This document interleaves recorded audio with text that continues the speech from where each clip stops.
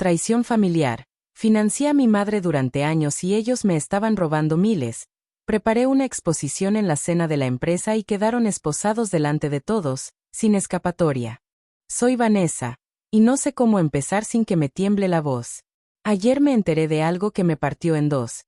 Mi propia madre y su novio han estado robándome durante meses para comprarse lujos que yo les pagué sin saberlo. Tengo 27 años, un trabajo que muchos envidian y un nivel de vida que me permite pensar que el dinero no debería ser un problema, hasta que te das cuenta de que te lo están arrancando de cuajo. No quiero que esto suene teatral, pero necesito contarlo como si fuera un diario porque aún siento la adrenalina y la incredulidad mezcladas con un cansancio pesado. Crecí viendo cómo mi madre y mi padre se separaban porque ella fue infiel. Defendí a mi padre y me fui a vivir con él. Con el tiempo nos reconciliamos, o al menos atenuamos, y volví a hablar con ella. La relación nunca volvió a ser la misma. Había cicatrices que nunca sanaron del todo, pero sí mejoró lo suficiente para que yo quisiera ayudarla. Siempre le di dinero. No fue que yo lo viera como un sacrificio. Gracias a mi trabajo, la mayor parte del tiempo esos pagos ni siquiera alteraban mi cuenta. Le pagué rentas, la ayudé con arreglos de la casa, le envié dinero para ropa, para viajes ocasionales, para cualquier emergencia que surgiera. Cuando conoció a su novio pensé, honestamente, que todo estaba bien. Él trabajaba, tenía pinta de decente, y parecía que por fin mi madre tenía a alguien estable. Fueron años de señales que me permitieron bajar la guardia. Pero las cosas raras fueron acumulándose en mi cabeza como piezas de un rompecabezas que yo no quería armar. A veces veía mensajes que me sonaban a excusas, a justificaciones que no acababan de encajar con el cuento de la suerte laboral de su novio. Me dije a mí misma que estaba paranoica. Quien no ayuda a su madre cuando puede, pensé. Incluso me reía de mi propia desconfianza. Hasta ayer, cuando sonó el teléfono de mi contador y me pidió que fuera a la oficina. Todavía puedo recordar la sensación dentro del ascensor. Esa mezcla de aire frío, el zumbido del motor y mi pulso subiendo sin que pudiera controlarlo. Él me mostró una hojas, en realidad, con transferencias y salidas de dinero que no tenían sentido. Eran movimientos que habían salido de mi empresa hacia cuentas personales. Al principio busqué culpables externos, algún proveedor, un empleado con acceso. Pero cuando mi contador empezó a señalar las descripciones y las beneficiarias, mi mundo se detuvo. La culpable era mi madre. Lo que más me quema no es solo el dinero. Es la traición. Es pensar en todas las veces que abracé a esa mujer, que la defendí en reuniones familiares. Ahora miro fotos de cumpleaños y veo rostros que me parecen extraños. Mi madre con esa sonrisa que ya no reconozco y el novio a su lado, cómodo, como si tuviera derecho. ¿Cómo es posible que no lo hubiera visto antes? Porque precisamente su plan dependía de eso, que yo pagara sin notar el patrón, que confundiera lujos con progreso, que aceptara los regalos sin preguntar. Mi cabeza se llena de preguntas banales y enormes. ¿Cuánto tiempo lleva esto? ¿Cuánto dinero se han llevado? ¿Sabrá mi padre? No quiero involucrarlo. Él tuvo que lidiar con demasiadas cosas de nuestra infancia. Tampoco quiero que esto se vuelva un espectáculo sin pruebas. Por eso mi primer impulso fue controlar la respiración y sentarme con mi contador. Me dijo que juntara todo: correos, transferencias, registros de gastos, extractos bancarios y cualquier recibo que pudiera demostrar un patrón. Desde esa tarde llevo varios días pensando en cómo proceder. No puedo permitir que sigan haciéndolo. Es mi responsabilidad proteger lo que construí. Pero hay otra cosa que me carcome. Quiero que paguen por lo que hicieron. No se trata solo de recuperar dinero, sino de justicia. También me invade una mezcla de culpa y rabia. Soy la hija que siempre ayudó. ¿Y acaso eso la convierte en mi enemiga? Voy y vengo entre la lógica empresarial y las emociones de niña que necesita el abrazo de su madre. Es una T. No he contado esto a nadie aún. Ni a mi mejor amiga, ni a mi hermano, ni a mi padre. Siento que si lo hago ahora, puede romper algo irreversible. Pienso en las maneras de humillarlos públicamente, en armarles un escándalo que los deje desnudos frente a sus vecinos y conocidos. Pero también imagino recuperar las cosas en silencio, denuncias bien sustentadas, llamadas discretas a la policía, y una limpieza legal que los deje sin recursos. Estoy atrapada entre el deseo de exponerlos y el deseo de hacerlo todo en silencio para no dañar a la familia. Hay detalles que me mantienen despierta. Compras de ropa de marca en días en que el novio decía trabajar horas extras, reservas de hoteles a nombre de terceros, regalos caros pagados con partidas de la empresa. Mi contador me enseñó el mapa de las transacciones y mi estómago lo leyó como una traición en cada línea. Y aún así, cuando cierro los ojos, la imagen que vuelve es la de mi madre pidiéndome ayuda con una voz quebrada, como si no supiera sostenerse sin mi dinero. Eso hace que mi cólera sea más grande de los que ya es. Me detengo y recuerdo las veces que me dijo, gracias, con lágrimas en los ojos cuando le transfería dinero para algo puntual. ¿Fueron lágrimas sinceras o actuación? ¿Se puede montar un teatro de necesidad con la naturalidad suficiente para engañar a su propia hija durante meses? La idea me hiela. No olvido tampoco las veces que la defendí frente a mi padre, las conversaciones que tuve con ella a medianoche cuando la veía triste. ¿Era tristeza auténtica o una parte de la función? No tengo respuestas limpias. Mientras tanto, mi trabajo me exige normalidad. Llego a la oficina y pongo mi mejor cara. Nadie nota que por dentro todo vibra. Reviso reportes, tomo decisiones, firmo contratos. Fuera de ese universo, planifico como una detective, marco fechas, apunto transferencias, guardo capturas de pantalla. He aprendido a separar dos mundos y a mantener la compostura. Eso me da ventaja. Si decido actuar, lo haré con evidencia y medidas claras. Mi contador me ha enseñado cómo asegurar pruebas que no puedan ser fácil. Tengo miedo de algo que no muchos consideran, el juicio social. ¿Qué pasaría si esto se convierte en la hija vengativa, en boca de la gente? Si los vecinos, la familia y mis propios empleados me miran y me juzgan por exponer a mi madre? El ego público es una fuerza que mata la razón. También temo por la reacción de mi madre. La última vez que intenté decirle algo, ella se mantuvo a la defensiva. Aún no sé qué máscara usaría, lágrimas, ira o negación. En mi mente reconstruyo encuentros posibles. Un abrazo, una discusión, gritos, insultos. Dentro de mí hay un plan que va formándose, no muy claro aún, pero con líneas visibles. Primero, consolidar las pruebas. Segundo, buscar asesoría legal. Tercero, decidir si lo cuento solo a gente de confianza o lo hago público. Y dentro de cada paso, una gran pregunta moral. ¿Merece mi madre un castigo humillante o una sanción que la deje reflexionando en privado? No lo sé. Lo único claro es que no puedo quedarme de brazos cruzados. La verdad es que escribo esto con la esperanza de que, al leerlo de nuevo mañana, alguna de estas nubes de confusión se haya disipado. Por ahora, mi pecho duele por la traición y por el dilema. Siento que el tiempo me empuja. Cada día que pasa, esas compras, esos viajes siguen ahí, y el dinero desaparece como si fuera humo. Puedo sentir la necesidad urgente de actuar, pero una parte de mí quiere respirar y no ser arrastrada por la venganza.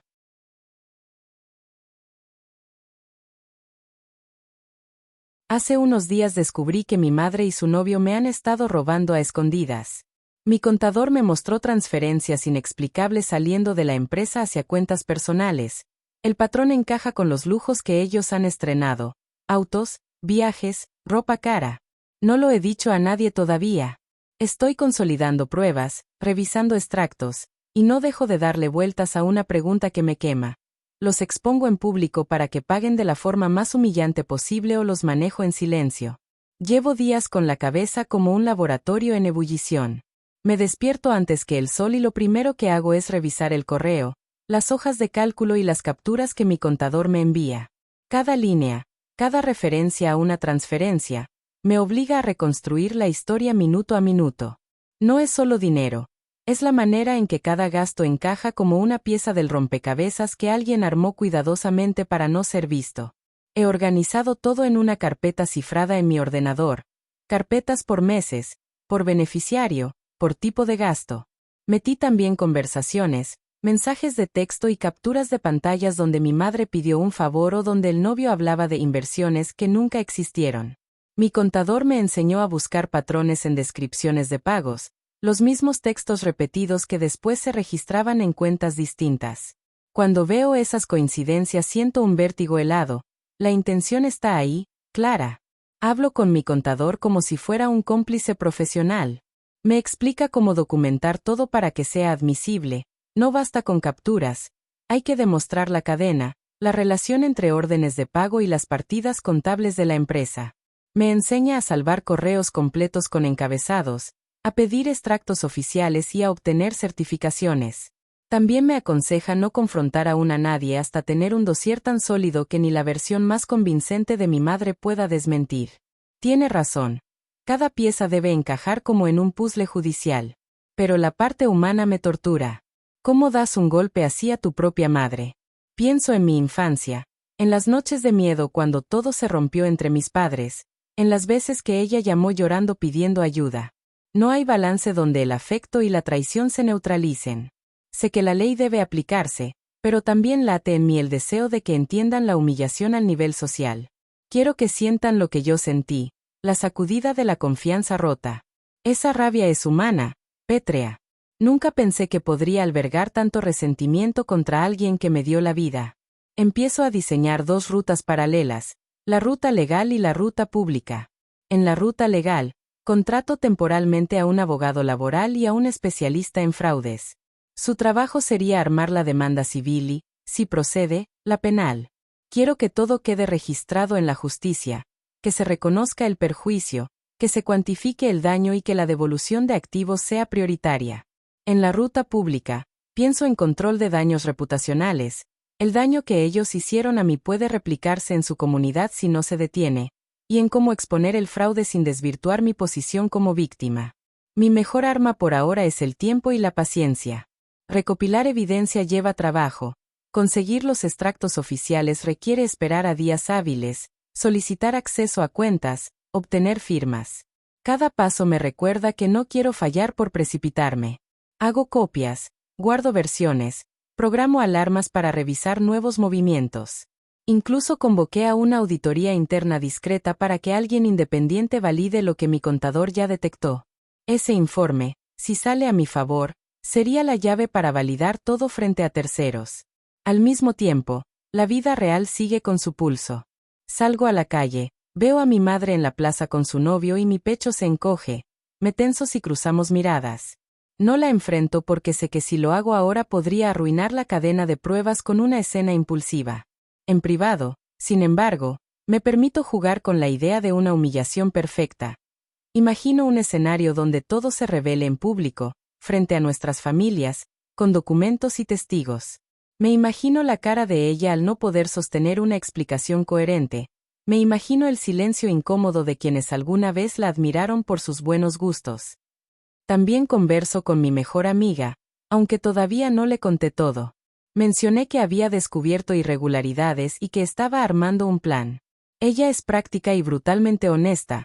Si confío en alguien, será en ella. Pienso en qué tanto debo involucrarla. Quiero un apoyo emocional o un cómplice operativo. La línea es fina. Necesito a alguien que me ayude a mantener la cordura y, si llega el momento, que me acompañe a presentar la denuncia o a estar en la sala cuando todo se revele. Hay decisiones tácticas que me ocupan las noches. Si decido la vía pública, ¿cómo asegurarme de que la narrativa no me devore? Necesito un mensaje claro. No es una venganza personal por orgullo. Es la defensa de lo que pertenece legítimamente a la empresa. Si aparezco en un escenario explicando el fraude, debo controlar el lenguaje, presentar pruebas irrefutables y anticipar las defensas posibles. Eso requiere voceros, asesoría en comunicación y, paradójicamente, cierta frialdad que me cuesta. Tendré que modular el dolor para que se vea como determinación. La otra opción, la silenciosa, tiene ventajas. La ley actúa sin el ruido público. Existe la posibilidad de recuperar fondos y de sancionarles con menos estridencia mediática. Pero en silencio no hay la satisfacción simbólica de verlos desenmascarados frente a quienes celebraron sus compras. Mi impulso vengativo me dice que a veces la justicia legal no es suficiente. Necesita el componente social para marcar la gravedad del acto. ¿Es eso justo? ¿Es legítimo mezclar la humillación pública con la reparación material? No tengo la respuesta cerrada, y esa duda me quema. Mientras tanto, mantengo la normalidad en la empresa con una precisión que me sorprende. Nadie nota las noches en vela ni las llamadas con mi contador. Firmo contratos, Doy entrevistas cortas y sonrío en eventos. Por fuera, la empresa no sospecha nada. Dentro, mi equipo me percibe serena, lo que es útil, porque me dan acceso a más documentos sin levantar sospechas. Es un rol que interpreto, la ejecutiva fría que busca pruebas, la hija que prepara su confrontación. Un miedo real me acompaña, que mi madre y su novio descubran que yo sé. Si lo hacen, podrían destruir evidencia, mover fondos a nuevos destinos o incluso inventar una coartada convincente. Por eso el factor sorpresa es estratégico. Tengo que elegir el momento en el que su incredulidad sea total y las pruebas sean irrefutables. Si logro eso, su intento de escapar será inútil. Mi contador y el abogado insisten en la misma idea. No actúes hasta que puedas presentar todo en una sola jugada. Lo escucho y lo interpreto como una regla de guerra. Paciencia, estrategia, impacto. Hay noches en que el cansancio me vence y la memoria me traiciona con imágenes de mi infancia que me hacen dudar de todo. ¿Qué tipo de hija soy si deseo humillarla? Pero la respuesta vuelve con fuerza. Soy quien construyó una empresa, soy quien paga por la seguridad de muchos empleados. Proteger lo mío no es venganza, es deber. Todavía no sé cuál camino tomaré, pero sí sé que no permitiré más robos. Mi decisión final deberá equilibrar la dignidad, la ley y la necesidad de que paguen por lo que hicieron. He pasado días recopilando pruebas y barajando opciones legales y públicas. No he confrontado a nadie sobre las transferencias, pero la tensión crece. Hoy tuve una discusión muy fuerte con mi madre por dinero. No le revelé que sé del fraude. Salí de su casa enfurecida, fui a la de mi mejor amiga y le conté todo con detalles. Juntas empezamos a planear una respuesta calculada, consolidar evidencias, proteger activos y preparar una exposición que tenga impacto pero que sea impecable desde lo legal. La discusión explotó como una bomba de rutina. Mi madre pidió más dinero con la costumbre de quien espera que poner la mano sea automático. Al principio intenté razonar. Le dije que ya la había ayudado en exceso y que debía asumir responsabilidades. En lugar de un diálogo, sus palabras vinieron cargadas de reproches y antiguas heridas que intentaron desviar el tema. Sentí la vieja dinámica familiar desplegándose: culpa, manipulación emocional y evasión. Su novio entró en la escena con la pose que siempre ha utilizado: protector y autoritario. Pronunció la palabra respeto como quien blinda una conversación para que no prospere. Me pidió que bajara el tono y, cuando le dije que no se metiera, respondió con exigencia. Fue esa exigencia la que encendió mi furia acumulada. No fue tanto lo que dijeron, sino la naturalidad con la que asumían que yo debía financiar su estilo de vida. No dije nada del fraude. No quise darles ventaja. Les solté lo que no me atreví a decir en años: que mis aportes fueron una decisión propia, que no eran un derecho automático y que la postura de tomárselo ajeno con naturalidad me ofendía. En la pelea salieron lágrimas, reproches personales y acusaciones que rozaron lo absurdo.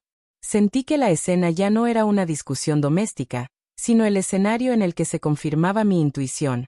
Ellos actuaban como si el descubrimiento fuera imposible. Me fui antes de que la cosa escalara más.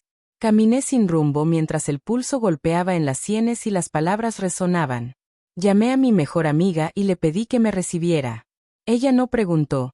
Me abrió la puerta y me ofreció silencio y café. Cuando empecé a relatar con fechas y cifras, su expresión se volvió tan seria como la mía. Al contarle los patrones en los extractos, las descripciones repetidas y las coincidencias con compras y viajes, su mirada dejó de ser compasiva para volverse práctica. Desplegamos pruebas sobre su mesa: correos, pantallazos, listados de transferencias y notas con observaciones. Mi amiga revisó cada documento con método. Me preguntó por certificaciones bancarias, por encabezados de correos y por posibles testigos que pudieran validar hechos puntuales. Sus preguntas eran las que necesitaba: concretas, orientadas a cerrar huecos. Me hizo ver que no bastaba con la sospecha, necesitábamos evidencias inmutables y trazables. Armamos un plan por fases. La fase 1 es técnica: consolidar los extractos oficiales, rescatar correos con encabezados, solicitar certificaciones bancarias y ordenar cronológicamente cada pago. Esa fase busca que una auditoría independiente confirme lo que mi contador detectó. La fase 2 define medidas legales preventivas: Coordinar con el abogado para solicitar bloqueos temporales o medidas cautelares en caso de indicios de vaciado patrimonial. La fase 3 contempla la decisión comunicativa. Si la evidencia es irrefutable, decidir cómo presentar la verdad para proteger la empresa y los empleos sin caer en una venganza que desvirtúe el reclamo. Mi amiga fue contundente sobre la exposición pública. Si hacemos algo frente a terceros, debe ser con pruebas tan nítidas que ninguna coartada resista. No se trata de humillar por humillar, me dijo. Se trata de presentar hechos que protejan a la empresa y a las personas que dependen de ella. Esa reflexión templó mi deseo de espectáculo y lo transformó en una exigencia de claridad, demostrar, no escenificar. Repartimos tareas con precisión. Yo seguiré liderando la recopilación documental y coordinaré con el contador y el auditor forense. Ella trabajará en la logística de la posible exposición, quiénes deberían estar presentes, cómo controlar el flujo de información y cómo evitar la filtración. Acordamos mantener la red de confianza mínima, abogado, auditor y un puñado de aliados selectos que ayudarán a validar fechas y hechos sin involucrarse emocionalmente. También pensamos en contingencias legales y operativas. Hablamos de la posibilidad de que ellos intenten mover fondos o abrir nuevas cuentas si sospechan algo. Por eso el abogado recomendó medidas rápidas con las entidades bancarias para preservar la trazabilidad. Se habló de notificar discretamente a bancos y de programar solicitudes formales en tiempos que impidan maniobras. Saber que existen herramientas preventivas me dio una calma parcial. La posibilidad de actuar con urgencia limita la capacidad de destrucción de pruebas. Planteamos la narrativa pública con cuidado. Si decide hacerse una exposición, el relato debe centrarse en la protección de la empresa y de sus empleados. Preparé con mi amiga frases claras para evitar que el foco se desplace a un ajuste de cuentas personal, mostrar datos, explicar el impacto en la operación y exponer medidas tomadas para resarcir el daño. Ensayamos cómo responder a lágrimas, a versiones alternativas y a intentos de manipulación emocional. La práctica me hizo sentir menos vulnerable. No faltó espacio para la emoción honesta. Le dije que me dolía la traición, que me acusaban de ingratitud cuando yo había sido generosa, que la mezcla de cariño y aprovechamiento me había dejado resentida. Ella me abrazó y me dijo que esa vulneración no justificaba el delito, pero sí explicaba mi necesidad de reparación. Esa empatía reforzó la idea de que buscábamos justicia, no espectáculo. Antes de dormir fijamos un calendario provisional, fechas para solicitar extractos, lapso para la auditoría externa y consultas legales para decidir el momento de una denuncia o de una exposición pública. No definimos el formato final porque dependerá de la solidez del dossier. Lo acordado es que, cuando la evidencia sea insoslayable, actuaremos sin improvisación. Me acosté con una mezcla de miedo y determinación. Miedo a que la estrategia falle, miedo a que descubran que se borren rastros, miedo a que la gente me vea como la hija vengativa. Pero también una determinación práctica. Ya no dejo que la incertidumbre sea mi única guía. La convierto en procedimiento. Mañana volveré a mi rutina en la empresa, con la carpeta de pruebas cerca y la certeza de que trabajamos en una jugada pensada para recuperar lo que es justo y preservar la integridad de quienes dependen de mí. Siento una calma tensa, la de quien prepara una acción medida y sabe que, cuando llegue el momento decisivo, no habrá vuelta atrás.